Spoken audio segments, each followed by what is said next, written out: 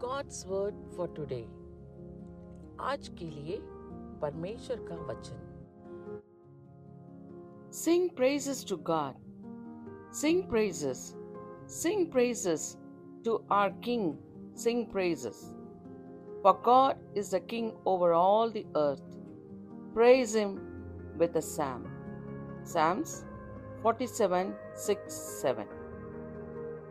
परमेश्वर का भजन गाओ, भजन गाओ. हमारे महाराजा का भजन गाओ, भजन गाओ. क्योंकि परमेश्वर सारे पृथ्वी का महाराजा है. समझ बूझकर बुद्धि से भजन गाओ. भजन संगीता 47:6-7.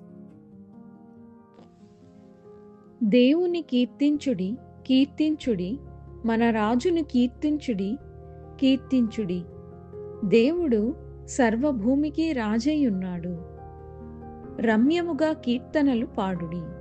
కీర్తనల గ్రంథం 47వ అధ్యాయం 6-7 వచనములు.